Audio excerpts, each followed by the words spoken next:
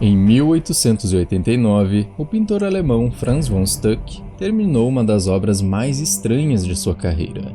Nela, um cavaleiro atravessa a noite montado num cavalo negro, seguido por uma massa de figuras espectrais, animais e corpos que parecem avançar em nossa direção.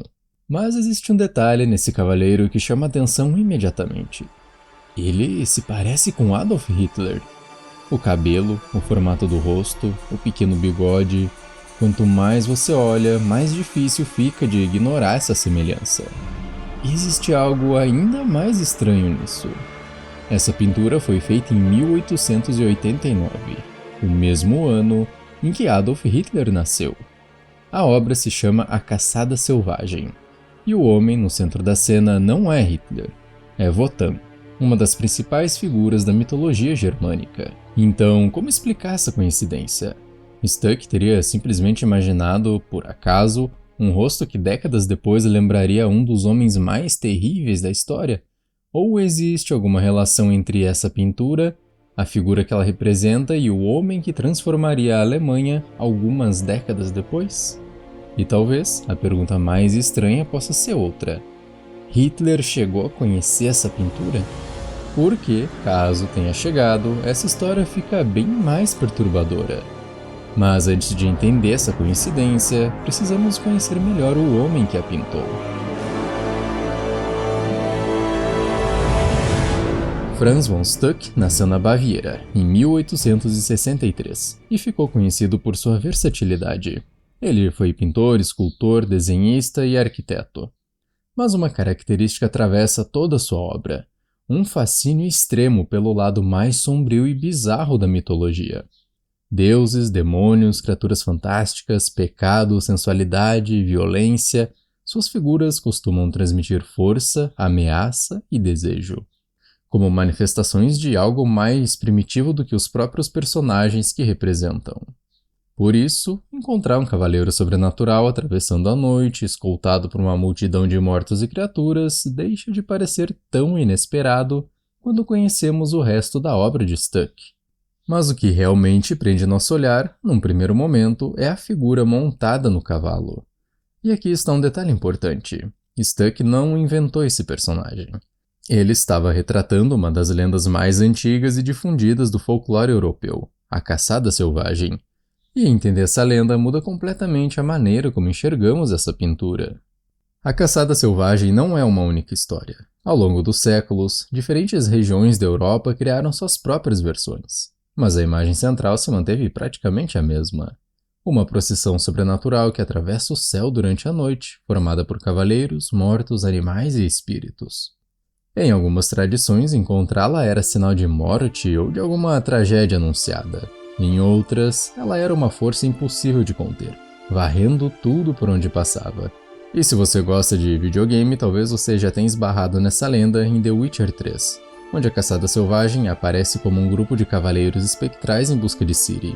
Mas a lenda é bem mais antiga do que qualquer referência da cultura pop atual. O líder dessa caçada muda conforme a tradição. Em algumas versões, aparecem figuras associadas a mortos ou espíritos. Na tradição germânica, porém, esse papel costuma pertencer a Wotan, o equivalente germânico de Odin, deus ligado à guerra, morte, sabedoria e à magia na mitologia nórdica. E é justamente ele que Franz von Stuck coloca no centro da pintura. Agora a cena começa a fazer mais sentido. Aquela multidão atrás dele não está simplesmente atravessando a noite. É uma caçada sobrenatural. E é aqui que a semelhança com Hitler começa a incomodar ainda mais. Porque agora sabemos que aquela figura não é um cavaleiro qualquer. É uma das entidades mais poderosas da mitologia germânica. Mas quem exatamente era esse deus? E por que Stuck escolheu colocá-lo no centro da cena? Wotan está ligado à guerra, à morte, ao conhecimento e à magia. Mas carrega também uma dimensão mais sombria: fúria, êxtase, o mundo dos mortos. Características que combinam perfeitamente com a imagem que Stuck decidiu construir. E então, agora que sabemos quem é esse cavaleiro, podemos finalmente olhar para a pintura com outros olhos. A primeira coisa que chama atenção é a figura que domina a composição. Wotan parece montado sobre um cavalo negro enorme, avançando em nossa direção. O corpo do animal ocupa boa parte da tela, enquanto o cavaleiro se inclina para frente como se conduzisse toda aquela massa de mortos atrás dele. Não é uma figura parada, posando para um retrato. Tudo nela está avançando. Essa sensação de movimento não vem só da posição dos personagens, vem também das próprias pinceladas. Rápidas, marcadas, energéticas, especialmente na neve, nos animais e nas figuras ao fundo. Quando olhamos para as patas do cavalo, para os cães correndo, para os corpos espalhados pela cena, temos a sensação de estar vendo um instante congelado de algo acontecendo em alta velocidade. É uma pintura que parece ter som. Dá quase para imaginar o barulho dos cascos, os cães latindo, os gritos ao fundo, toda essa confusão simultânea. E no meio desse movimento, um elemento concentra ainda mais nossa atenção em Wotan: a arma erguida contra o céu. Eu não consigo determinar com certeza se Stuck pintou uma espada, uma lança ou uma foice, mas visualmente a função é clara. A lâmina se destaca contra o céu escuro e acompanha o movimento do braço, reforçando a sensação de comando e violência que domina a cena. Há ainda outro elemento que salta da pintura: o vermelho do manto. Em meio aos azuis escuros, pretos, marrons e tons amarelados da composição, esse vermelho é a área de maior intensidade cromática. Ele puxa nosso olhar direto para o cavaleiro e o separa daquela massa confusa que o acompanha. Como se, mesmo em meio ao caos, Stuck tivesse criado um ponto de referência para que nossos olhos encontrassem Wotan primeiro. Mas ele não está sozinho. Logo abaixo do cavalo, vêm os cães e outras criaturas.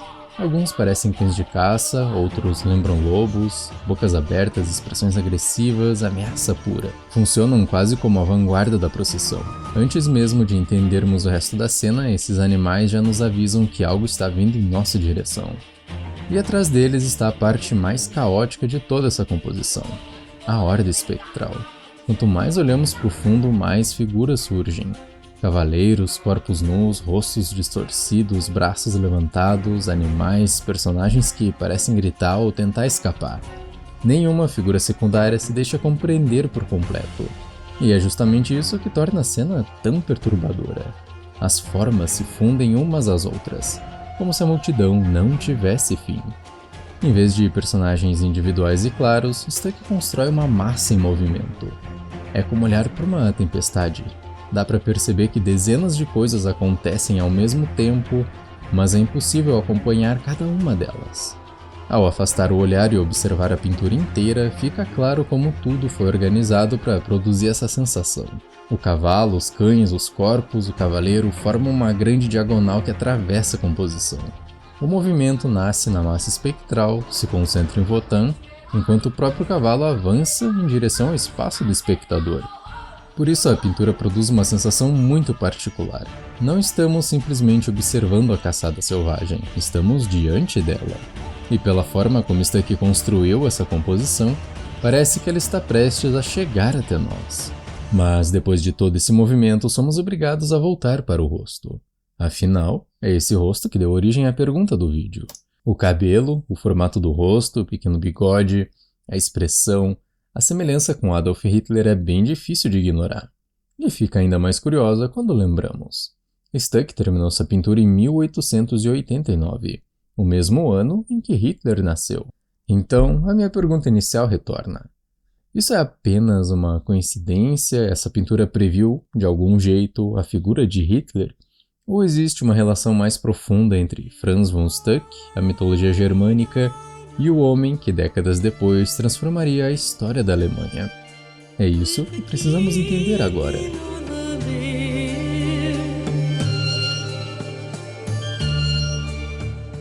Hitler não era um homem distante desse universo simbólico. Ele tinha interesse documentado pela obra de Stuck, a ponto de Robert Waite, entre outras fontes, identificá-lo como um de seus pintores favoritos. E décadas depois, o universo mitológico presente na obra de Stuck ganhou espaço dentro da própria ideologia nazista. O regime passou a usar referências ao passado germânico para construir uma imagem de ancestralidade, força e identidade nacional. Deuses, símbolos e antigas tradições foram incorporadas a essa narrativa como parte de uma suposta herança que os nazistas diziam estar recuperando.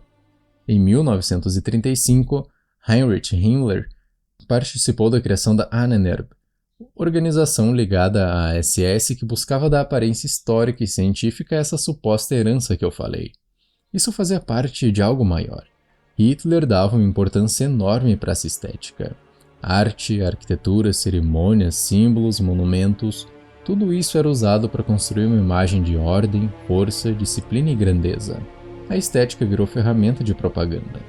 Dentro desse imaginário, figuras da mitologia germânica podiam ser associadas exatamente àquilo que o regime queria representar: força, guerra, autoridade, liderança e uma ligação com um passado germânico idealizado. Mas existe uma diferença importante. Stuck estava trabalhando com uma tradição mitológica que já existia bem antes do nazismo. A apropriação política desses símbolos aconteceu décadas depois da pintura. E é aqui que essa obra fica mais estranha. Estamos diante de Wotan, figura ligada à guerra, à morte e à fúria, pintada por um artista admirado pelo próprio Hitler, no mesmo ano que o mesmo nasceu. Há ainda outro detalhe curioso. Na década de 1930, Carl Jung escreveu sobre Wotan, interpretando o ressurgimento dessa figura na cultura alemã como uma manifestação das forças coletivas que emergiam depois da derrota na Primeira Guerra, e em meio ao nacionalismo crescente. Jung não estava falando de Hitler nem da pintura de Stuck, estava falando de um fenômeno cultural bem mais amplo, o movimento nacionalista que tomava a Alemanha. Então, quando colocamos todas essas peças lado a lado, a coincidência fica cada vez mais difícil de ignorar. E ainda falta responder a pergunta mais importante. Hitler chegou a conhecer essa pintura? E se conheceu, ela teve alguma influência sobre a imagem que ele construiu de si mesmo? Sabemos que Hitler admirava Franz von Stuck, isso é documentado. Sabemos que a Caçada Selvagem foi pintada em 1889, o mesmo ano em que Hitler nasceu. E olhando para o rosto de Wotan, a semelhança com o futuro ditador é difícil de ignorar. Mas existe uma diferença importante. Uma coisa é Hitler conhecer a obra de Stuck, outra é afirmar que ele conheceu essa pintura especificamente.